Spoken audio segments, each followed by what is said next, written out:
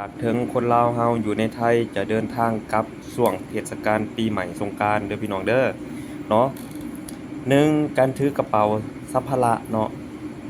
ตอนนี้ทางบริษัทหลายๆบริษัทที่ขนส่งนี่ก็เจ้าเมื่อบ้านจากโมชิตไปมุกดาหารนี่เขาสั่งเป็นกิโลเด้อเนาะ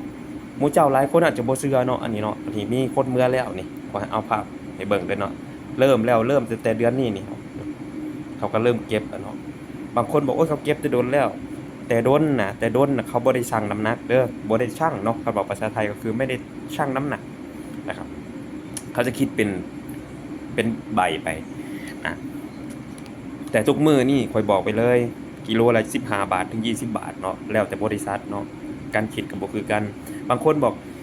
ทุกเจ้าก็คิดเอาแหน่ค่าน้ำมอกน้ำมันเขาเข้าใจเนาะบางคนถือแค่ใบเดียวก็เสียใบเดียวก็เสียเด้อครับเป็นกระเป๋ามาดาวนี่เนาะ น้ำหนักประมาณ20กิโลขึ้นไปนี่เสียเงินคือกันได้ใบละ100บาทเนาะอันนี้นี่จากประสบการณ์ข้อยเองเนาะข้อยก็เลยอยากฝากถึง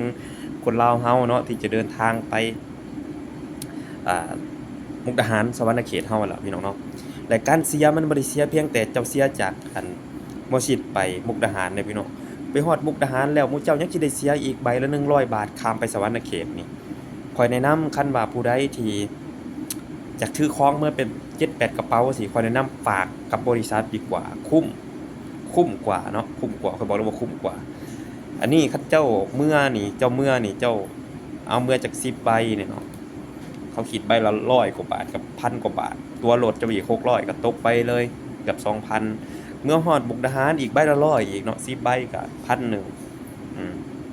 แค่ข้ามสะพานเขตนี่เจ้าสิได้เสียแบบค่อยบอกเลยว่าจุกๆไปเลยนะเนาะถ้าผู้ใดเคยเมื่อสิฮู้ดีเนาะช่วงเทศกาลนี่สำคัญเลยอันนี้คือข้อยบ่ได้โทษบริษัทได้เพราะบริษัทเขานี่แน่นอนล่ะทุกมื้อนี่ต้องเข้าใจน้ำมันแพง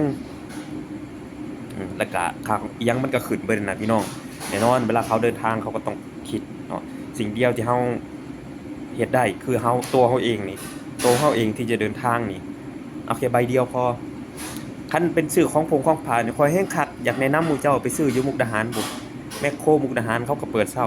ราคาเท่ากันเบิดแต่กรุงเทพอยู่ในมุกดาหารก็เท่ากันเบิดในประเทศไทยนี่ราคาสินค้านี่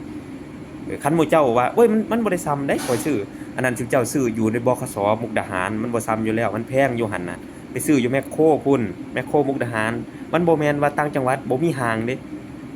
โลมิดสันโลบิดสันแมคโคร อยู่มุกดาหารนี่มีครบแล้วโลตัสก็มีอยู่มุกดาหารนั่นไปซื้ออยู่หั่นสะดวกสบายเนาะของฝาก